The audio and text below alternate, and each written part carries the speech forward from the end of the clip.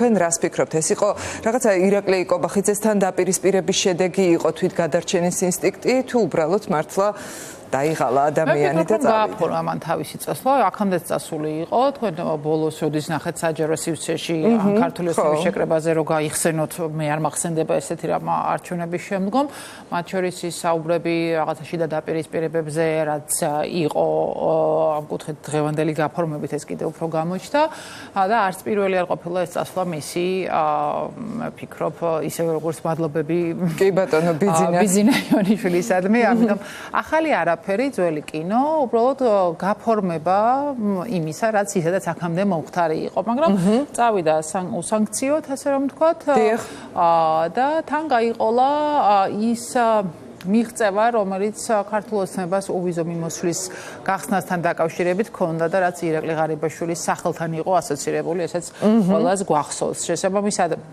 ახლა ის საბოლოოდ წავიდა პოლიტიკიდან, შემოbrunდება, ამაზე მართლობას არ დავიწყებ, იმიტომ რომ ნანახი გვაქვს წასული, როდესაც იყო ეს კაცი ბიზნესში და მე როგორ შემოაბრუნა ბიზნესში. კი ბატონო, თუმცა აი დღეს მან თქვა რომ გამორიცხული არაფერია, როდესაც პოლიტიკაზე ლაპარაკებოდნენ მომავალ შემოbrunებას, მაგრამ კატეგორიულად გამორიცხა რომ ის ბიძინა ივანიშვილის ოპოზიცია არ იქნება, ხო, როდესაც საუბარია იმაზე რომ აი ივანიშვილი აპირებს ოპოზიციის შექმნას და აქ შეიძლება ყოფილიყო.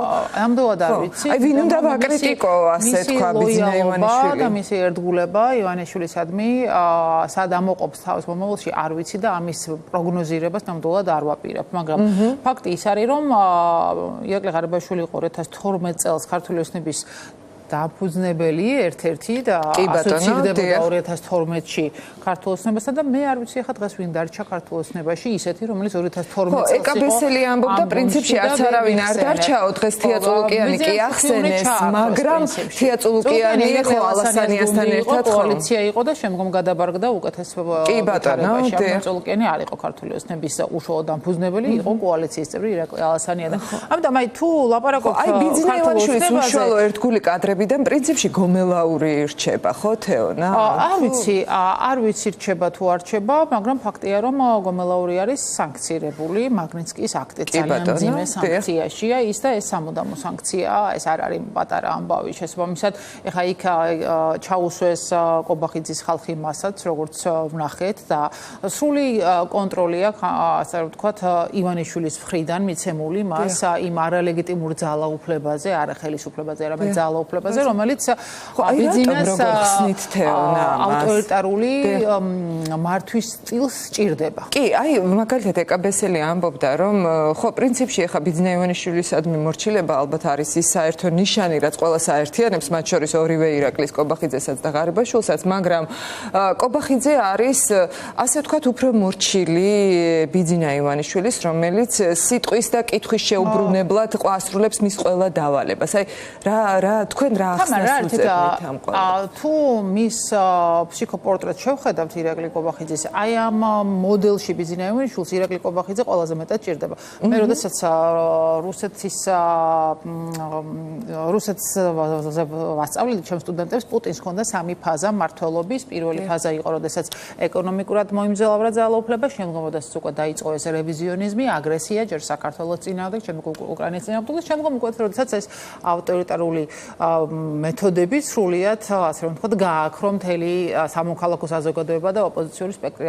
ამიტომ აი რაღაც გარკვეულწილად ფაზებიც გააჩნია ამ ბიძინა ივანიშვილის მმართველობას. ხო, 2012-ში ის მოვიდა კოალიციით, სადაც იყვნენ პროდასავლურად გამოკვეთილი ძალები. ახლა მე პირადად 2012 წელს ბიძინა ივანიშვილის კოალიციას ხმამევეცი ირაკლი ალასანიას და რესპუბლიკელების ფაქტორის გამო და არა იმიტომ რომ ბიძინა ივანიშვილი განსაკუთრებულად პროდასავლურად მეჩვენებოდა.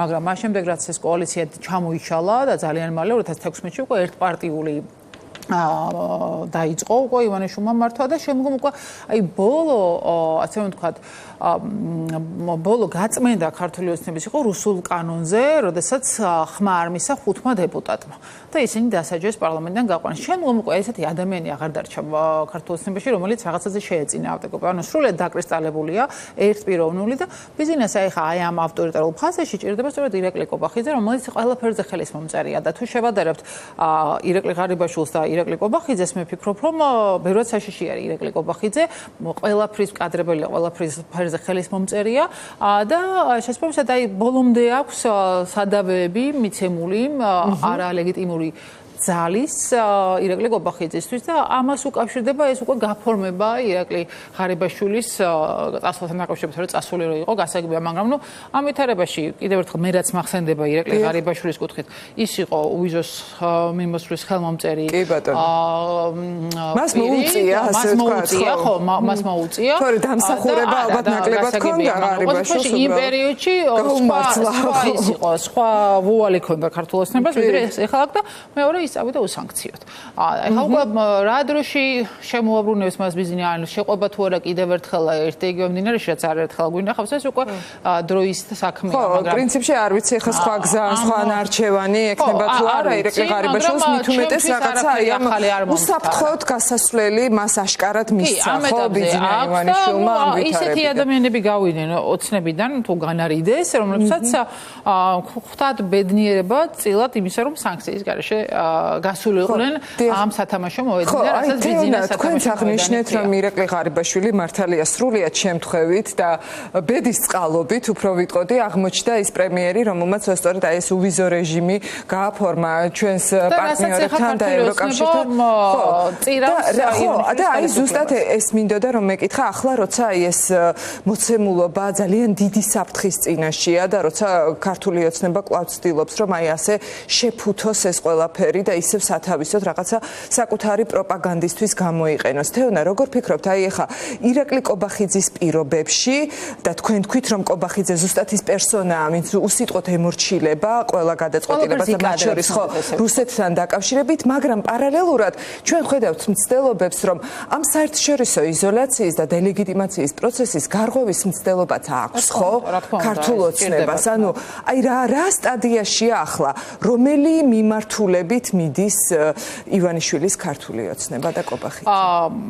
ძალიან განსხვავებული მოსაზრებებია, ეს არის აზიური ვექტორი თუ ეს არის მაინც რუსული ვექტორი. სიმართლე გითხრათ, ჩვენი გეოპოლიტიკიდან გამომდინარე, იმ სუვერენიტეტის გამოწვევასთან, რასაც რუსული ოკუპაცია ჰქვია და სხვა ბევრი გამოწვევიდან გამომდინარე, არ ფიქრობ, რომ ეს არის აზიური ვექტორი. შეიძლება ბიზნეს სურდეს, რომ ეს აზიური ვექტორი იყოს და გარკვეულწილად დააბალანსოს რუსეთის მზარდი ინტერესები და გავლენა აი ამ აზიური ვექტორით, მაგრამ ამ ვითარებაში ეს პირდაპირ რუსული ვექტორია, იმიტომ რომ ჩვენ ვხედავთ უკვე ტენდენციებს რუსეთთან დიპლომატიური ურთიერთობების აღდგენასთან დაკავშირებით, რასაც მე ველოდები სიმართლე გითხრათ ოქტომბერთვის და ეს პროცესია. ზახაროვას აქტიურობა და ლავროვის და ასე შემდეგ. ხო, პირდაპირ აპოვაშვილის და ივანიშვილის საერთოდ აღარ იქნებაო ევროკავშირი. დამთხოვა არ არის და თან ყველაზე საინტერესო და სკანდალური ზახაროვას შემთხვევაში იყო ის, რომ ჩვენ ამას ვეუბნებითო ქართულ ოცნებას და სად ეუბნებიან, ჩვენთვის ეს უფრო საინტერესო არ თორე რომ ეუბნებიან გასაგებია. აი რა ფორმაა კომუნიკაციის, მაგრამ აი როგორ ფიქრობთ, აი ერთის მხრივ უვიზო რეჟიმის შეჩერების სუვერენიტეტის დაცვად გამოცხადება და მეორეს მხრივ აშკარა მცდელობები, რომ პარტნიორებთან რაღაც აი ეს წრე გაარღვიონ. ეს ერთმანეთთან რამდენად თავსებადია? ანუ აი რა სად გვატყუებს ისე ასე ვთქვათ ისე? თავისუფალი ვაჭრობის შეთანხმება ევროკავშირთან, მიუხედავად იმისა, რომ არ გამოგვიყენებია ჩვენ ეს ვაჭრობის შეთანხმება, ბიზნესი სჭირდება იმისთვის, რომ აქედან ხეირი ნახოს ფინანსურად და მათ შორის ის, რომ რაღაცა აზიური სახელმწიფო იყოს, ავტორიტარული და ასეთი მრავლად არის და არა ბოლომდე რუსული. ანუ გარკვეული თავისი სუვერენულობა შეინარჩუნოს ქვეყანაში და როდესაც ივანიშვილის ბიჭები საუბრობენ სუვერენიტეტზე, ბიზნეს სუვერენიტეტზე საუბრობენ და არა საქართველოს სუვერენიტეტზე, იმიტომ რომ ეხლა რაც ხდება, ეს არის სუვერენიტეტის დათმობა და სუვერენიტეტი არის ერთი ტერიტორიული მთლიანობის ნაწილში, რასაც რუსეთი არ უღებს ყოველდღიურად და ეხლა ჩორჩანას საგუშაგო და ქართული მიწა-წყლის დაცვა და მოსახლეობის დაცვას ღალატად როდესაც აცხადებს ივანიშვილის რეჟიმი და 2008 წლის ომს საკუთარ ქვეყანას აბრალებს, როგორც კიდე გამოვა წულუკიანის კომისია და დადებს იმ დასკვნას, რასაც უკვე ღიად ლაპარაკობენ, ეს იქნება უკვე გარკვეულწილად საფუძველი იმისა, რომ დიპლომატიური ურთიერთობები აღადგინონ რუსეთთან, რაც იყო ჩანაფიქრი თავიდანვე ამ კომისარი წულუკიანის მთელი მასკარადის და ამ ვითარებაში ის რაც ეცდება ერთი თემაა და ჩვენ რა უნდა გავაკეთოთ, რომ ჩაუშალოთ ეს თელობები, ეს მეორე თემაა შესაბამისად ირაკლი კობახიძე დღეს ხა ეგრეთ წოდებული პრემიერი იქნება და ეგრეთ წოდებული თავმჯდომარე თუ ქართული ოცნების თავმჯდომარე, ამას არაფერი მნიშვნელობა არ აქვს, იმიტომ რომ მას დასავლეთთან გასასვლელი და დახურული აქვს. და ეს მან ძალიან კარგად იცის. ამიტომ მთელი ძალაუფლების კონცენტრაცია და ძალის კონცენტრაცია ხდება საქართველოს შიგნით და მაქსიმუმ იაროს ცენტრალურ აზიასა და სამეზობლოში, რასაც აკეთებს კიდეც და გააძლიეროს უფრო ავტორიტარული მეთოდებით და ჩააცემენტოს ბიზნეს ძალაუფლება. ყველამ კარგად ვიცი რომ ბიზნეს გარეშე ეს კაცი ყოველთვის ნული იყო და ნული იქნება. ამიტომ წინააღმდეგობა არის ერთ-ერთი რასაც ძალიან აღიზიანებს ივანიშვილის რეჟიმს და ვერაფერი ვერ მოუხერხა მიუხედავად მთელი ამ ავტორიტარული კანონებისა და წინააღმდეგობის გაგრძელება არის საცეცხლოდ მნიშვნელოვანი მიუხედავად მრავალი სირთულისა. შესაბამისად ლეგიტიმაციის ნაწილში ხა ეუთოს გენერალური მდივნის ვიზიტი მე არ ვფიქრობ მათ წარმატებით გაღიტეს ლეგიტიმაციად.